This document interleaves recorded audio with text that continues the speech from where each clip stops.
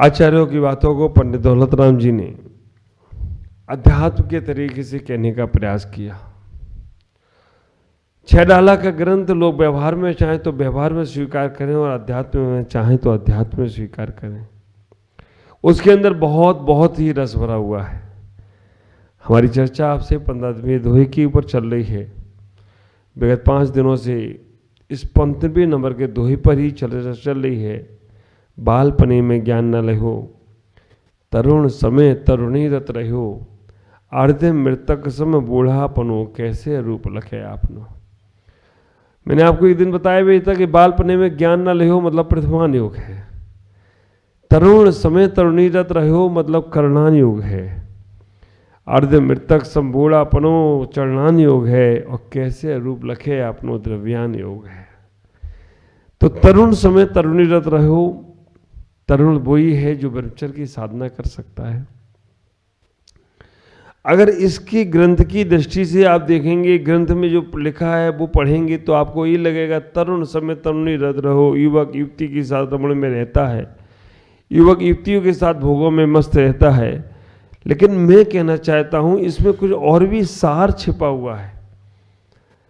अध्यात्म की दृष्टि से शरीर हमारा तरुण है और आत्मा हमारी तरुणी है। वो तरुण तरुणी के साथ रत हो जाता है तो निर्वाण को प्राप्त कर लेता है। और आप विचार करके रखना, हमारे जीवन में, हमारे संयम मार्ग में या मोक्ष मार्ग में ऐसे भी तरुण हुए 5 तीर्थंकर जिनने आत्मा रूपी तरुणी को रमण किया, व्यवहार की तरुणी के ऊपर उनका ध्यान भी नहीं गया।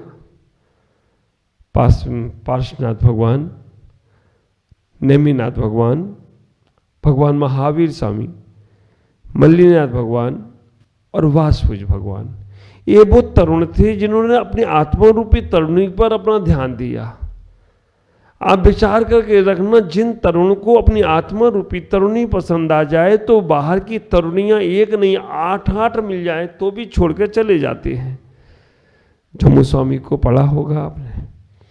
जम्मू स्वामी के मां ने कहा बेटा तो विवाह कर ले, अभी मोक्ष मार्ग पर ना जा।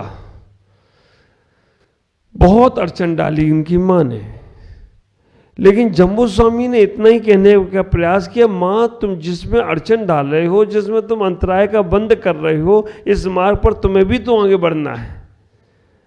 पर मां में अड़ गई, नहीं मुझे मेरी बहुओं के चेहरे देखना है। और विचार करके रखना, एक नहीं 8 शादियां जम्मू स्वामी की करा दी। और जम्मू स्वामी के साथ पहली रात, जिसको आप लोग कहते हैं अपनी अपनी तरीके से अपनी अपनी बातों को, लेकिन वो पहली रात भोगों की रात नहीं बनी, वो योगी की रात बन गई।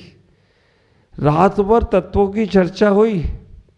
और आश्चर्य तो तब हुआ कि 8 रानियां और 9वीं जम्मू स्वामी उन तत्व की चर्चा में संलग्न थे। उस कमरे में घुसे 9 बैरागी थे, लेकिन निकले 10 बैरागी। एक चोर भी घुस बैठा था उसमें। वो चोर इसलिए गया था कि मुझे आज 8 रानियों के आभूषणों का चोरी करने का मौका मिलेगा। बेचारा चोरी करने गया था, लेकिन खुद चोरी बन में शामिल हो गया, खुद चुर कर अपना सब कुछ चुरा कर आ गया। आप विचार करके रखना, वो तरुण अवस्था जम्बू स्वामी की, और जिन्होंने 8 रानियों के साथ बैराग की भावना भाई, और बैराग की भावना भाने के बाद वो 8 भी कितनी तपस्वी रही होंगी, कैसी तरुणी रही होंगी जिन्होंने आत्मा का रमण कर लिया। और 8 के साथ जम्बू स्वामी 9 और वो विद्युत नाम का चोर 10 बैरागी निकल गए। आप विचार करो, ऐसे ऐसे हमारे जिनागम में उदाहरण आए हैं। उन तरुणी की केवल भोगों में लगे हुए की तरफ दृष्टि मत डालो। हमारी दृष्टि उन योगियों की तरफ जाना चाहिए जिन्होंने युवा अवस्था में अपने जीवन को समझ लिया। सुकमाल मुनि, ख्याल करो, क्या नहीं थी उनके पास सुविधा? सरसों का दाना जिन्हें चुभता था, वो सुकमाल मिली जिनके यहां अगर कहीं दीपक का प्रकाश भी हो जाए तो आंखों में से धुंधला दिखने लगता था। अगर जिनको पलंग पर सोने के लिए जाएं, सरसों का दाना आ जाए। आपको मालूम होना चाहिए उन सुकमाल मुनि के लिए सारी सुविधाएं दे दी गई। उस महल के अंदर उस रानी, उसकी मां ने सारी सुविधाएं दे दी, क्योंकि जिस संत ने उनको बोला था पति रहेगा या पुत्र, पुत्र की चाह में रानी ने कहा कि मुझे पुत्र चाहिए। तो कहा ठीक है, तथास्तु, जिस दिन पुत्र होगा, जिस दिन पुत्र होगा उसी दिन तुम्हारा पति बैराग को प्राप्त हो जाएगा। ख्याल करो, वो रानी पुत्र होने के बाद भी सालों साल नहीं बताया कि मुझे पुत्र हो गया, लेकिन जैसे ही उस राजा को पता चला कि मुझे पुत्र की प्राप्ति हुई, वो बैरागी हो गया। संत ने एक बात और कही कि इसने अगर अपने कोई बैरागी संत के शब्द सुन लिए तो तुम्हारा बेटा भी बैरागी हो जाएगा। वो मां ने अपने पुत्र मोह के चक्कर में पूरे नगर में घोषणा करा दी कि कोई नगर में संत नहीं आएगा, कोई संत नगर में पहुंचेगा ही नहीं। पिता तो बैरागी हो ही गया था, पूरे नगर में ढूंढोरा पिटवा दिए गए आसपास के गांव में कि कोई भी संत इस नगर में नहीं आएगा। पुत्र मोह इतना भी ज्यादा होता है। संतों के दर्शन छोड़ दिए, संतों को नगर में प्रवेश नहीं करने दिया। विचार करके रखना। और पुत्र मोह तो इतना देखो कि पुत्र को नगर से, संत को महल के बाहर नहीं जाने दिया। एक दिन एक राजा, पड़ोसी राजा राज मिलने के लिए आया, युवराज की शादी के लिए आया, सुकमाल मुनि के लिए अपनी पुत्री को देने के लिए आया। और जब उसने कहा कि एक बार उस पुत्र से मिलना चाहता हूं जिसको मैं अपनी बेटी देना चाहता हूं, पुत्र को बुलाया गया, सुकमाल को बुलाया गया। विचार करके रखना, जब राजा की दीपक से आरती उतारी गई तो उसकी आरती के प्रकाश से सुकमाल मुनि की आंखों में धुंधला धुंधला दिखने लगा। राजा को लगता है आंखों में कोई बीमारी है, इसलिए इसे धुंधला दिख रहा है। आखिरकार राजा चुप रहा। थोड़ी देर बाद राजा को जब भोजन परोसा गया तो वो भोजन राजा को भी दिया गया और सुकमाल को भी दिया गया। सुकमाल उस भोजन में से चावल के दाने चुन चुन के खा रहे थे और राजा तो वैसे ही खा रहा था। राजा ने सोचा कि पता नहीं क्या है, ये चुन चुन के क्यों खा रहा है। राजा के सम्मान में सरसों फेंकी गई होंगी। वो सरसों के कुछ दाने जहां पर सुकमाल को बैठना था वहां पर भी आ गए। सुकमाल बैठे तो वो बार बार हिल रहे थे, एक आसन को स्थिर न कर पाए। आखिरकार राजा ने कहा कि मैं किसको अपनी बेटी देने आ रहा हूं, जिसकी आंखों में प्रकाश उतर नहीं होता है, जिसके खाने में भी इसको प्रॉब्लम है, जिसको बैठने में भी प्रॉब्लम है। वो जाने लगा। सुकमाल की मां ने पूछा कि क्या हुआ। उन्होंने कहा हमें ये संबंध नहीं करना है। उन्हें कारण क्या है? तुम्हारे बेटे को धुंधला दिखता है, तुम्हारे बेटे को खाने में पता नहीं क्या प्रॉब्लम है, और तुम्हारा बेटा बैठता भी तो स्थिर नहीं है। रानी समझ गई। रानी ने कहा सम्राट, मैंने इस बेटे को बहुत लाड़ और प्यार से पाला है, बहुत मोह से, बहुत स्नेह से, बहुत प्रेम से पाला है। कभी इसने दीपक का प्रकाश नहीं देखा, इसको मैंने रत्नों के प्रकाश में पाला है। कभी इसने ऐसे चावल नहीं खाए, इसको कौंधों के, इसको फूल में रखे गए चावल ही खिलाए गए हैं, और कभी भी इसको एक सरसों का दाना भी इसके शरीर पे नहीं पड़ा। इस कारण से यह हो रहा है।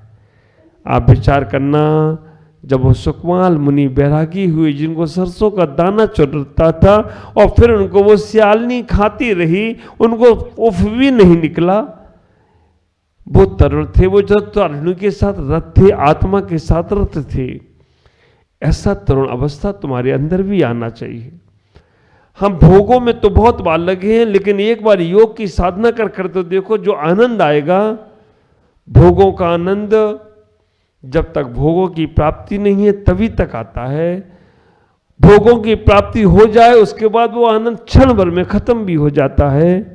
लेकिन योगा का आनंद ये है कि जितनी देर योग करते हो उस समय तो आनंद तो बरस रहा है, उसके बाद भी वो आनंद और बढ़ता ही बढ़ता जाता है, बढ़ता ही बढ़ता जाता है। आप ख्याल करके रखना, जिस चीज की प्राप्ति के बाद उस चीज का उत्साह खत्म हो जाए वो भोग है, और जिस चीज की प्राप्ति के बाद उसमें उत्साह और बढ़ जाए वो योग है।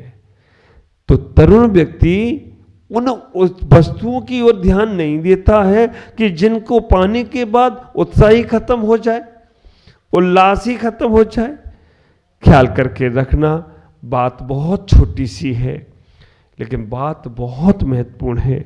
जिन वस्तुओं को पाने के बाद तुम्हारे मन में उसके प्रति उत्साह, सम्मान, सत्कार, आदर समाप्त होता है, समझना वो संसार की चीज है। और जो वस्तु को पाने के बाद तुम्हारे अंदर उसके प्रति सम्मान, उत्साह, आनंद और बढ़ता है, वो संन्यास की वस्तु है। उससे तुम्हारा जीवन और उत्कृष्ट ही उत्कृष्ट होने वाला है। ऐसी ऐसी तपस्वियों की बात, हमारे संन्यास की बात जीवन में कही गई है।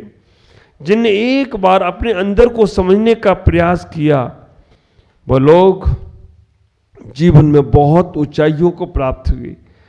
ख्याल करके रखना, अगर ब्रह्मचर्य की साधना की बात हम शुरुआत करें, कल भी मैंने बोला था कि विजय और विजया, आप विचार करके रखना, सीता जैसी सती नारी रावण के घर में भी रहकर सुरक्षित रहकर आ गई, और आज की सीता की बात करें तो अपने घर में सुरक्षित नहीं है। आप विचार करके रखना, आज की इस नारी की बात करें तो जिसके पास पति होने के बाद भी उसके मन में दूसरे के प्रति भावनाएं आ रही हैं, विचार आ रहे हैं, वो तरुणी नहीं है, वो नारकी जीव है। आप विचार करके रखना, हमारे पास 96,000 रानी रखने वाला भरत चक्रवर्ती भी ब्रह्मचारी व्रत को धारण कर लेता है। अभी कल ही तो हम पढ़ रहे थे, प्रवचन सार में भी ये बात आ गई।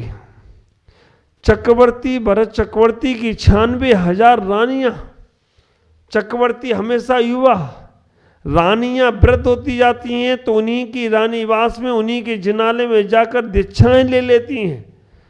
और जितनी रानियां वृद्ध होती हैं वो दीक्षा लेती हैं, लेकिन जो रानियां दीक्षा लेती उतनी रानियां युवा भरत चक्रवर्ती के साथ विवाह हो जाता, 96,000 से कम नहीं होती हैं। आप विचार करके रखना, वो 96,000 रानी रखने वाला भी ब्रह्मचर्य व्रत का पालन कर लेता है, क्योंकि स्वदार संतोष व्रत उसके पास है। स्वदार संतोष व्रत का मतलब है अपनी रानी के अलावा पर स्त्री पर कभी गलत निगाह नहीं डालना। तुम्हारे पास एक रानी होगी और वही कहानी तुम्हारी सुनती है कि नहीं सुनती मालूम नहीं है, फिर भी तुम व्रत नहीं ले पा रहे हो। ख्याल करके रखना, एक रानी होगी वो भी तुम्हारी कहानी सुनती नहीं होगी, अपनी ही कहानी सुनाती होगी। वो तुम्हारी गाथा नहीं सुनती, वो अपनी व्यथा सुनाती रहती है। फिर भी तुम्हारे जीवन में वैराग नहीं आ रहा है, ब्रह्मचर्य की साधना नहीं कर सकते हो, तरुण समय तरुणी रत रहे हो। आप समझना, तुम्हारे मन से मैं वो निकालना चाहता हूं कि जो आज का युवा है केवल भोगों में डूबा हुआ है, नहीं, हमारे ऐसे ऐसे युवा हुए हैं जिन्होंने शेष सुदर्शन, रानी ने फंदा डाला, आगे क्या है वो खूब कहानियां, खूब भजन करते हो, भजन में आता है रानी ने फंदा डाला शेर सुदर्शन के गले में। लेकिन वो शेर सुदर्शन की ब्रह्मचर्य की साधना तो देखो, जिसपे रानी आसक्त हो गई। एन केन प्रकार ने रानी ने 10 द्वारों के बीच में से शेर सुदर्शन को अपने महल में उठवा लिया। लेकिन वो शेर सुदर्शन शमशान में बैठकर साधना न करते थे। अष्टमी चौदस के दिन रानी का वश नहीं चला तो रानी ने त्रिया चारित्र का प्रयोग किया, मायाचारी का प्रयोग किया, अपने वस्त्रों को फाड़ लिए, अपने बालों को बिखेर लिया, शेष सुदर्शन पे आरोप लगा दिए। लेकिन वो एक ऐसा युवा, वो एक ऐसा महापुरुष मैं कहूँगा कि जो टस से मस नहीं हुआ, फांसी का फंदे की सजा सुना दी राजा, राजा भी तो क्या करता। आप विचार करके रखना, सेठ सुदर्शन के ऊपर, राजा के ऊपर बार चल गया, स्त्री की मायाचारी चल गई, स्त्री ने, रानी ने जैसा कहा राजा ने मान लिया और सेठ को सूली सिंहासन दिया, सूली दे दी। लेकिन सील का पालन करने वाला सेठ सूली का सिंहासन बन गया हो तो कोई आश्चर्य की बात नहीं है। आप विचार करके रखना, दुशासन ने बहुत सोचा था कि मैं द्रौपदी का चीरहरण कर दूंगा। वो द्रौपदी हिंदू संप्रदाय में तो बोलते हैं पंचभर्तारी थी, लेकिन नहीं, जैन आगम कहता है कि अर्जुन की पत्नी थी, अर्जुन की ही थी। आप विचार करके रखना, दुशासन ने जितना चीर खींचा उतना चीर बढ़ता चला गया, क्योंकि साधना ब्रह्मचर्य की थी। और उसी द्रौपदी को जब गलत नजर डाली कीचक ने, तो भीम ने उस कीचक को क्या कर दिया आपको मालूम है। ऐसा ही विशासन करें, ऐसा ही जीवन में सोचने का प्रयास करें कि आज हमें अपने जीवन में उस तरुण अवस्था को सार्थक करना है। मैं अपने युवाओं से कहना चाहता हूं, मैं अपनी युवती बहनों से कहना चाहता हूं, भोगों में लगाकर तुम अपने जीवन को सार्थक नहीं कर सकते हो। आप भोगों में लगाकर जीवन को बर्बाद कर सकते हो। थोड़े समय का आनंद तो लूट सकते हो, बाद में वो आनंद ही तुम्हारे गले का द्वंद फंद बन जाता है। जिन बहनों के मन में, जिन माताओं के मन में, जिन बहुओं के मन में, जिन बेटियों के मन में किसी पर पुरुष के प्रति गलत विचार आ रहे हों, उस वक्त ही अपने पिता, भाई या बेटे को बैठाल देना, आपके वो विचार तुरंत रफू चक्कर हो जाएंगे। ऐसा मैं विश्वास के साथ कह सकता हूं। इसलिए भोगों की तरुणी छोड़कर योगों की तरुणी को प्राप्त करें। भोगों में से तरुण को लगाकर नहीं, योगों में तरुण को लगाकर अपने जीवन की साधना को प्राप्त करें, तभी तुम्हारा जीवन का आत्मज्ञान प्राप्त होगा। तरुण शरीर है, तरुणी आत्मा है। योग और भोग में लड़ाई हो, शेष चर्चा कल करेंगे कि योग और भोग में जीतेगा कौन। आपसे कल बात करते हैं। ओम नमः, जय गुरुदेव।